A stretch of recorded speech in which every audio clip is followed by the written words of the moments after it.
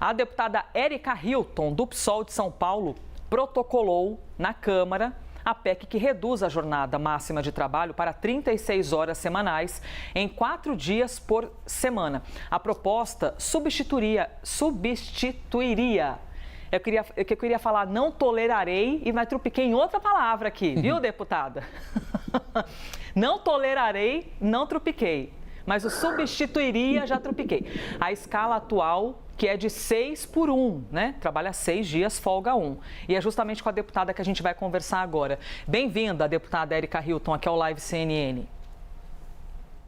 Bom dia, Elisa, obrigada. Bom dia, Pedro, Basílio, Isabel. Bom dia aos ouvintes. Uma alegria estar aqui com vocês debatendo esse tema, que é um tema de interesse nacional, do povo brasileiro. Não é um debate da esquerda ou da direita, mas é um debate do trabalhador brasileiro. Então, uma alegria poder estar com vocês nessa manhã debatendo esse tão importante tema. Esse texto que foi protocolado, a gente agradece demais, deputada. Esse texto que foi protocolado, então ele volta ao debate, né? Tudo mais, tem uma grande caminhada, porque tem que votar, porque tem que aprovar. O Congresso está daquele jeito, que os progressistas não têm maioria. A gente sabe que tem toda essa caminhada. No campo das expectativas de vocês, a ideia é que, passando todas as etapas, quando o Brasil poderia ser aprovado, ver esse sistema adotado?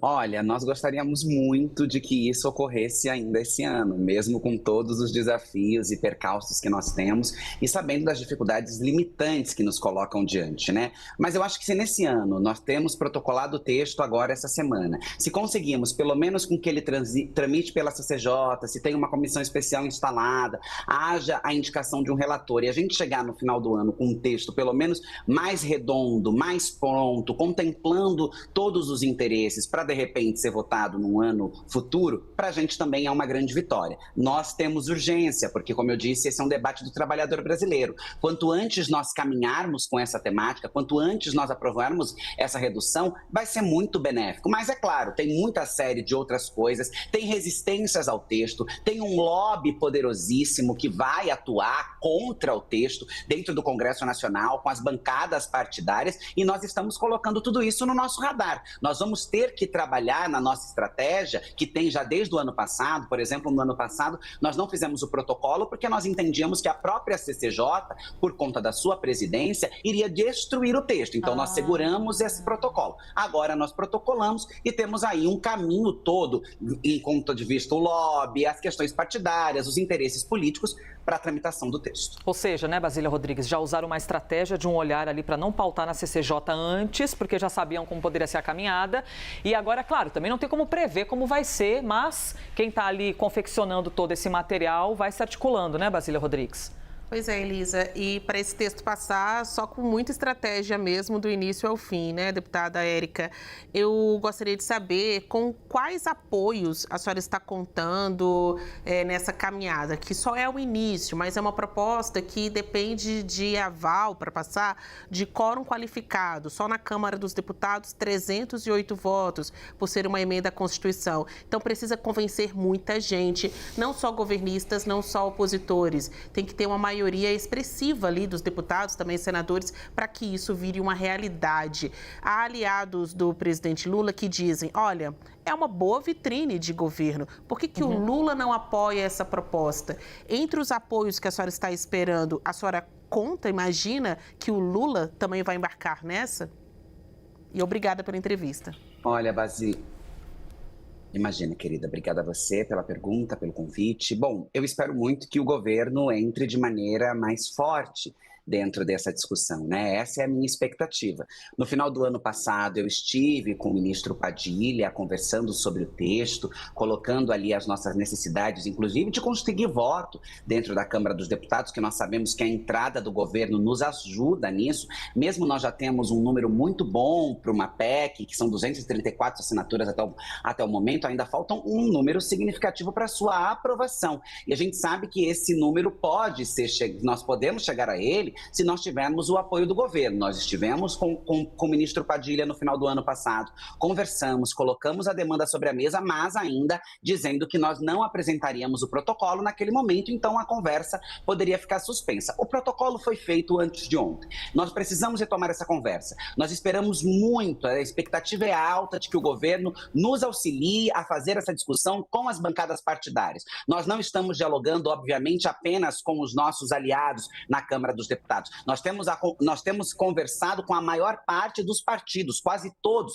Eu acho que o único partido que fica de fora dessa conversa de maneira inteira é o PL, porque inclusive teve uma orientação para que aqueles deputados que no início do texto haviam assinado a PEC retirassem a sua assinatura, fazendo uma clara demonstração do não interesse, da não preocupação com esse tema e de que há uma posição fechada do partido para não endossar essa proposta. Mas todos os outros partidos da direita, do centro, etc., nós temos procurado, temos conversado, temos conseguido uma adesão, inclusive Avante, PP, etc., alguns partidos, MDB, que já estão conosco, e agora, sem sombra de dúvida alguma, nós esperamos que a partir do protocolo desse texto, o governo possa nos auxiliar e possa encabeçar junto conosco essa discussão para que a gente conquiste os votos necessários para a aprovação do texto no plenário da Câmara dos Deputados. Isabel Mega, também aqui com a gente. Mega? Oi, deputada, muito obrigada por estar aqui com a gente no live. Tem uma analogia que eu acho bem interessante de alguns deputados, não especificamente sobre essa proposta, mas sobre outras que chegam ao Congresso Nacional, é de que muitas vezes você envia uma bola quadrada, aí você tem que ir lapidando para transformar em uma bola redonda de fato.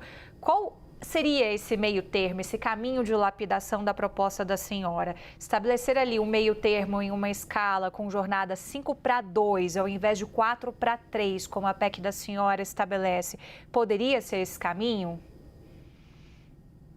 Olha, Isabel, você foi cirúrgica. Na verdade, a política é feita dessa maneira mesmo. A gente deixa uma gordura para que se possa ser trabalhada. Se a proposta chega exatamente da maneira como a gente imagina que seria viável, a gente não tem espaço de negociação, não tem aonde trabalhar, não tem como negociar com os partidos ou com as empresas ou com os setores, enfim, né? Então, nós colocamos ali, tanto na carga horária quanto nos dias da semana, algo que num primeiro momento, inclusive, até foi criticado, chamado de não saber fazer conta, uma série de mentiras e atrocidades que foram levadas como se nós estivéssemos diante de um delírio, quando na verdade tudo aquilo foi calculado, baseado na possibilidade de conseguir um avanço, né? Nós sabemos que não dá para sair de 0 a 100, é preciso caminhar de maneira gradual. Obviamente que 4x3 seria um mundo dos sonhos e um mundo ideal, quem sabe um dia no futuro nós consigamos conquistar, tendo em vista inclusive que a maior parte do debate econômico, de trabalho, a própria inflação não está ligada diretamente ao preço da mão de obra do trabalhador brasileiro, né? O que implica nesses valores para o mercado são outros fatores, né? Então, por que não avançar? Já que o preço da mão de obra do trabalhador é tão barata e não tem implicação direta numa série de dados econômicos, por que não avançar? Mas a gente sabe que ainda há uma resistência muito grande e que a vida e os direitos dos trabalhadores não é uma prioridade no nosso país. Então, sem sombra de dúvida nenhuma, nós temos ali a 4x3, mas se nós conseguirmos a 5x2, para nós já vai ser um grande avanço. O trabalhador vai ter direito ao final de semana ou algum outro dia na semana, a depender do setor ao qual ele está empregado. Para nós vai ser, sem sombra de dúvida, uma grande vitória e já um avanço diante do que nós temos hoje, que é a 6x1. Seguimos ao vivo com a deputada federal Érica Hilton, aqui pelo estado de São Paulo. Pedro Duran também aqui com a gente. A gente tem o cerne do 6x1, mas claro que o cardápio é sempre aberto para todos os assuntos, né, Duran? E eu vou pedir licença para a deputada para poder mudar um pouquinho de assunto e falar sobre um tema que é bastante caro para o mandato dela, para a atuação dela, que é representatividade. A gente viu no dia 1º de janeiro de 2023 o presidente Luiz Inácio Lula da Silva subir a rampa do Palácio do Planalto com uma série de representações ali da sociedade brasileira. Mas a gente teve oficialmente a notícia agora da demissão da ministra Nízia Trindade, que deixa o primeiro escalão do governo. Com isso, deputada, a representatividade feminina no Ministério do Lula cai de cerca de 30%, que era o início do governo, para cerca de 23% agora. Ele teve oportunidades de indicar mulheres para ocuparem o lugar de homens, como, por exemplo, no Supremo Tribunal Federal, mas o que fez foi o oposto. Quando saiu a Rosa Weber, colocou um homem no lugar. Um homem novamente. Em outros tribunais de justiça, a mesma atitude. Na tua avaliação, que trabalha diretamente com esse tema da representatividade, deputada, Lula está errando, acertando, é aceitável esse tipo de atitude? Como é que você avalia isso? Olha, primeiro eu quero dizer que lamentei muito a saída da ministra Anísia Trindade, da pasta da Saúde, uma ministra que tem um currículo exemplar do ponto de vista da ciência, né, do compromisso ali com os estudos, com a área da saúde e com a qual eu tinha conversado há poucos dias antes em seu gabinete para tratar de pautas extremamente relevantes às mulheres, à comunidade LGBT, à população trans, no que diz respeito ao âmbito do Ministério da Saúde. Então, primeiramente, eu quero lamentar a saída da ministra e lamentar a maneira com a qual a ministra saiu, né? A ministra teve um evento de dia e foi demitida durante a tarde, né? Somos base do governo Lula, defendemos o governo Lula porque acreditamos que é o governo que foi capaz de retomar a democracia que estava sendo colocada em xeque numa tentativa de golpe no nosso país, mas, sem sombra de dúvida, preciso manter a minha coerência em dizer que acho lamentável a maneira como as ministras mulheres vêm sendo desligadas do Ministério, né? E que acho sim que o governo precisa ter essa preocupação com a equidade na esplanada.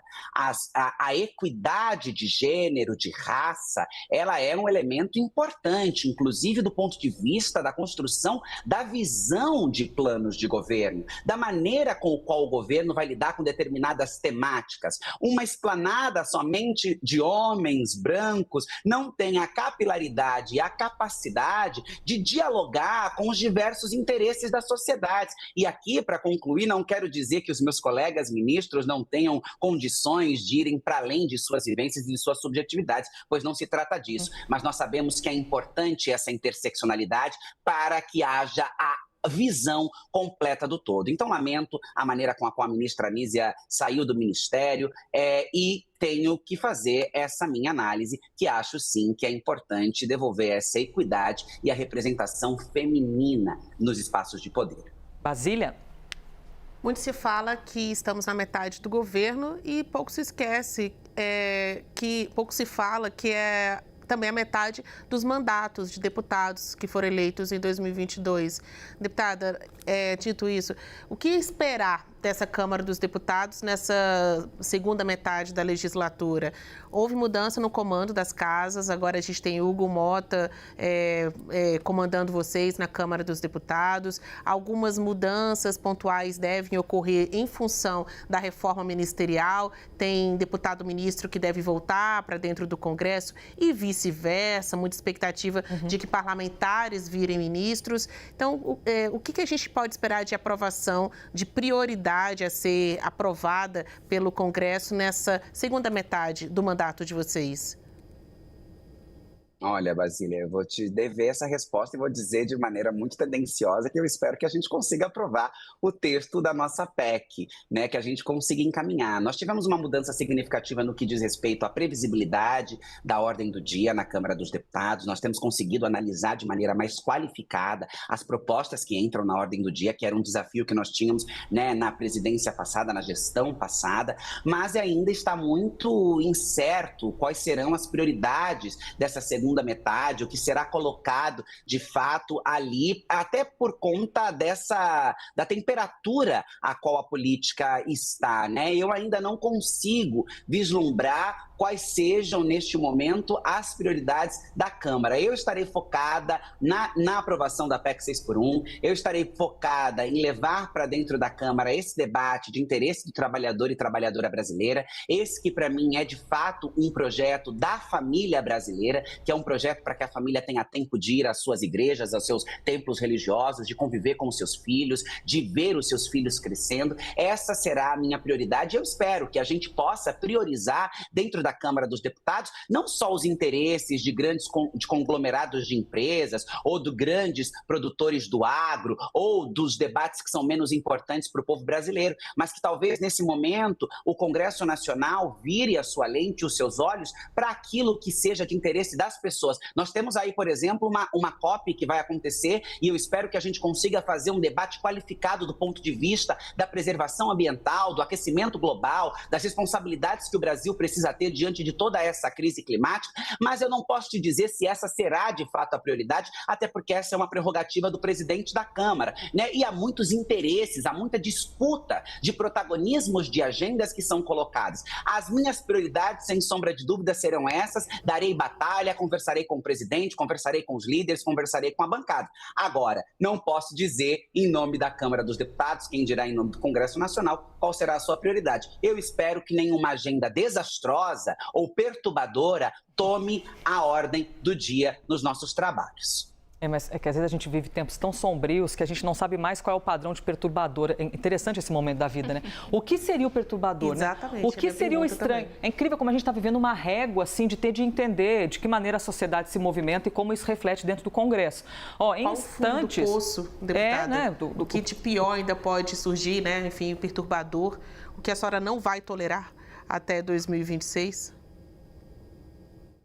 Olha, eu acho que o que seria mais perturbador nesse momento, do ponto de vista da agenda da Câmara dos Deputados, seria a pauta de um projeto sobre anistia, né? Eu acho que isso seria algo que seria um depoimento muito contrário à democracia, ao povo brasileiro, ao próprio discurso feito pelo presidente da Câmara dos Deputados na sua posse, que foi um discurso muito bonito, elogiável, que me surpreendeu de maneira muito positiva, mas que agora vem demonstrando em algumas ocasiões que talvez não seja tão firme quanto naquele momento, mas eu acho que se pautasse uma agenda como essa, isso seria intolerável. Nós não poderíamos tolerar algo que desse a criminosos, a pessoas que praticaram ou tentaram praticar crimes tão covardes contra a democracia como esse, algum tipo de desculpa, inocência.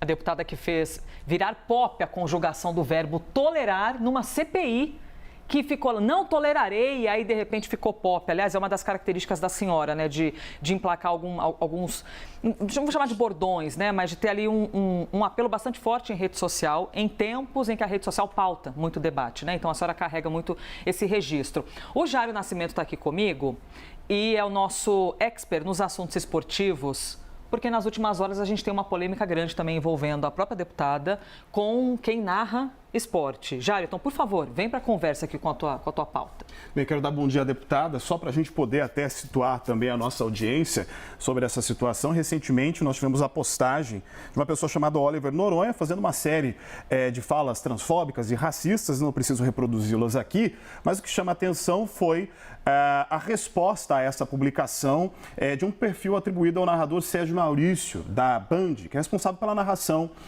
da Fórmula 1 da emissora, chamando a deputada de fake news humana esta coisa. Abro e fecho aspas sobre esta citação. Sobre essa ocorrência, inclusive, após essa publicação, a Band afastou o narrador e ele, a Folha de São Paulo, disse que esse perfil não pertence a ele. O que eu gostaria de saber da deputada é, primeiro, como é que foi receber esse tipo de publicação e o que a senhora pretende fazer daqui em diante sobre este caso, mais um, né, não tão isolado, de transfobia no Brasil. Bom dia, querido. Bom, primeiro, esse é mais um episódio na minha trajetória política. Desde que eu chego à vida pública, eu sou tratada e atacada com palavras tão baixas e covardes como as que são parte desse post, a qual ele comentou, como o próprio comentário dele, se referindo a mim como se fosse uma coisa. Na verdade, eu acho que de maneira generalizada, corpos iguais ao meu são tratados de fato como coisas na sociedade, mas é grave quando um comentarista que ocupa um cargo na televisão brasileira possa se sentir tão livre para praticar esse tipo de covardia e, mais do que isso, de crime. Nós temos que tratar esse tipo de comportamento comportamento como aquilo que ele é. É crime, não é um crime contra a deputada Érica Hilton, é um crime contra as pessoas trans, travestis e a comunidade LGBT que morre de maneira cruel e covarde todos os dias em território brasileiro, né? Então eu recebo esse como mais um episódio lamentável e criminoso da minha trajetória. Espero muito que um dia isso cesse, que as pessoas possam debater sobre mim, sobre as minhas qualificações profissionais, discordarem das minhas posições políticas, falarem da minha atuação dentro da Câmara dos Deputados e não se referir ao meu gênero, às minhas características físicas e à minha aparência, porque eu acho isso lamentável e que rebaixa o debate político. Eu não posso ter uma outra postura senão a postura de acioná-lo criminalmente, né? É preciso acioná-lo juridicamente, de maneira indenizatória, mas também de maneira criminal, porque a maneira a qual o post, e ele se refere a mim, é um crime, e é um crime tipificado exatamente como é a transfobia quando igualada pelo Supremo Tribunal Federal ao crime de racismo. Um crime contra uma comunidade, contra um povo, contra uma gente. E aí, para concluir, quero dizer que acho lamentável a covardia. É covarde usar as redes sociais para dizer isso, mas é ainda mais covarde tentar dizer que não é dono do perfil que disse isso. Tenha hombridade, diga, assuma, confesse. Eu errei, falei, me arrependo, vou responder pelos meus atos. Agora, tentar dizer que o perfil não é dele, sendo um perfil que a própria emissora de televisão usa para associá-lo, para marcá-lo em uma série de outras postagens, um perfil com mais de 30 mil seguidores, é mais uma face da covardia daqueles que de maneira muito tranquila atacam mulheres, negros e pessoas LGBTs nas redes sociais cotidianamente. Deputada, para encerrar aqui, para a gente se despedir, primeiro, muito obrigada pela entrevista. E dizer que viver, de maneira geral, é um grande ato de coragem, né? Aí você ser mulher é um ato de coragem com um plus. E você ser uma mulher trans é outra coisa numa sociedade que te mata por você ser trans. Aí você ter a coragem. E não estou fazendo aqui o juízo de valor em cima dos assuntos que a senhora defende, se a sociedade concorda ou não, se é bom. Não é isso. A senhora ter a coragem de levar a sua saúde mental para dentro do Congresso, um lugar conservador e que também muitas vezes com falas transfóbicas, machistas, racistas. Então, parabéns pela personalidade aguerrida que a senhora coloca dentro do Congresso. Obrigada pela entrevista. Muito obrigada, Isabel, Basília e os outros todos, que agora eu me esqueci o nome de todo mundo, pela entrevista, pelo espaço para que nós pudéssemos debater e seguiremos firmes, seguiremos defendendo aquilo que nós acreditamos ser importantes para a dignidade humana, para os nossos direitos e para a nossa sobrevivência em um mundo tão odioso. Obrigada mesmo, bom dia a todos. Obrigada. Basília, obrigada por ter viabilizado essa entrevista e ter trazido a deputada aqui para a nossa roda de conversa.